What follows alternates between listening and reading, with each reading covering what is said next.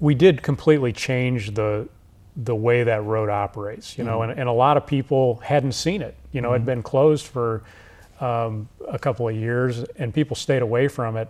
So when we reopened it in its new configuration, it definitely took a lot of time for people to kind of find out where their routes were. And a phenomenon we really didn't expect is in the first 3 weeks that the road was reopened, the traffic volume almost was double what it was originally before we closed it. And we attribute to see your nice new road. That's exactly right. There were a lot of sightseers and people that just were driving around looking, and that's great.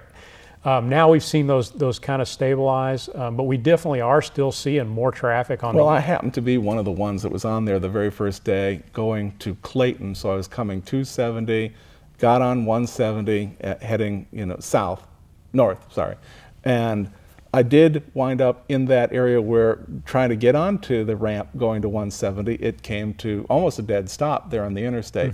Has that changed? I mean, I just happened to be doing that day. Yeah, it is smoothed out some. Now what I have been making sure people understand is, you know, we don't design roads to function for the worst 15 minutes.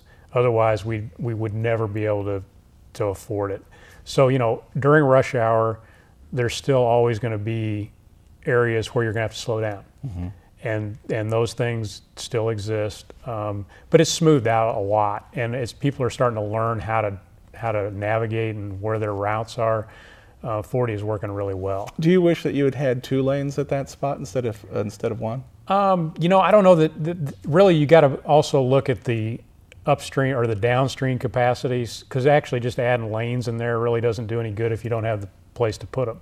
You mean on when they hit 170? Right, and the same thing goes. You know, people also were complaining, well, it didn't fix both ends. Well, you know what? We didn't intend to fix both ends. Now we do have a project that will fix one end. You know, they said, well, the Poplar Street Bridge is still congested. Well, you know, you get off that brand new 40 and you're on the double deck, and you know, we still have the issues there. And going west in the evening, you know, we still have those issues, and we have projects to address those. Well, what's going to happen if you're coming from Illinois into Missouri?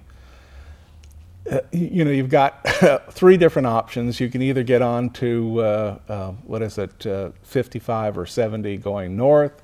Then there's that other big sweep around where trucks have to slow down to almost nothing to go onto 44 or go straight. Right. Is that configuration going to change?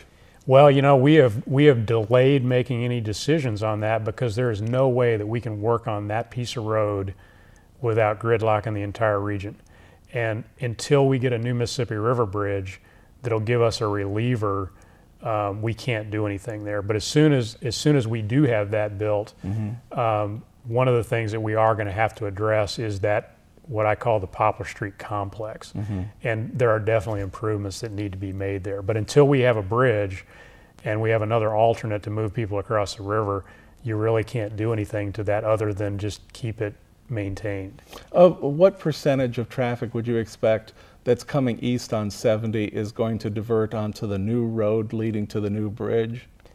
Well, you know, I think that'll be somewhat determined as we get it built. But you know, the projections are that we can peel off most of the mainline 70 traffic that's actually going through, and then as people, it'll be one of those decision points. You know, all the commuters that know the game, you know, they're going to decide 70, MLK, Eads, Poplar, you know, and McKinley, you know. And I think once that plays out, it'll take off 20% maybe, I think is probably the best estimate that we have right now. Well, considering that on school days versus non-school days, that you can tell a difference in the traffic in the morning, would you think that 20% would really start to smooth out that approach and crossing over? Oh yeah. We got about 5 minutes left here. So. Okay. Yeah, I think it would. And you know, it's amazing how little changes in traffic can make a big difference. You know, it's that last 5% that really messes things up. Yeah. So if you can change 5% of the traffic, you can make a huge difference in how traffic flows. Yeah, I've like I said, I've noticed that on holidays or well, I shouldn't say holidays, but days when all of a sudden a small amount of traffic is less because people are staying home. Right. All of a sudden things are really moving. You don't get that problem on 270 either heading north or south off of 40. But 270 has the same issue. If we can make a 5% difference in when people travel, huge difference in the travel times. Hence your new 141 link. Right. Now, here's the other kicker. You're going to bring all that traffic off of 70. You're going to use it as a reliever off of 270. You're going to bring all those guys down, and at 3:30 in the afternoon, they're going to come to a roaring stop right there as they go just past Big Bend, because every day at 3:30 going south, traffic backs up because of what's going on down at 44 and that whole light system down there. What can be done to correct that situation? On 270? No, I'm talking about on 141 approaching 44. Yeah, you know, we have a long-range plan project to redo the interchange at 141. You're going to go over 44? No, well, you know, actually we're doing the studies to figure out what to do right now. Because you got that water down there every so often, which means all these people who came off of 70 are now come to a dead stop while there's water in that intersection. Yeah. And I've seen that actually fill up in a matter of 15, 20 minutes during those rains that come down like an inch. Yeah, we've had that happen in the last couple of years more often than it has in the last 20. Right.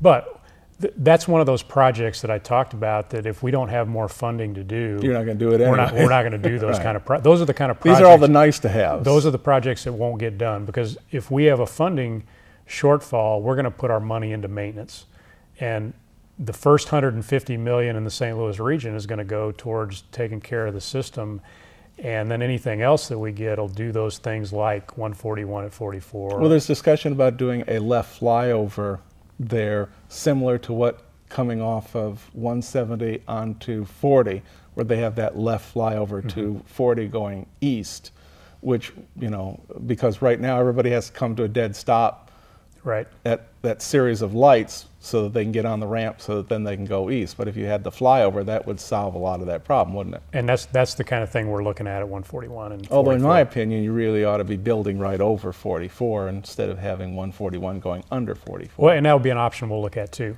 Yes. It'll all be kind of money. Any idea how much money we're talking about? Approximately, I mean, just No. a wild guess. We're not into that level of detail yet, but I've we are heard starting. rumors $40 million just to do the flyover, the left flyover. Is that somewhere? That probably is in the ballpark, yeah. Because we're doing a flyover right now at Page and 270 that'll be very similar.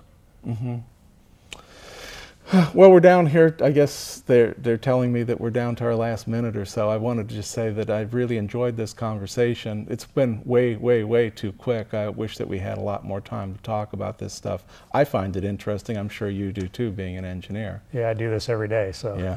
it's one of the most important things that I do. Well, I want to thank you very much for being with us here today, and just letting people know that that MoDOT is actually pretty important to their lives. So let me say goodbye to the audience. I've been speaking with Ed Hassinger. He's the district director for MoDOT in this area. Most of the road problems that have been solved over the last few years, yeah, that's the guy right there. It's helped make that happen. So you can thank him later. And I'm Lee Presser, and to my regular audience, we will see you next Monday as always. And don't forget, tell your friends about it, because they need to know. Thanks. Bye.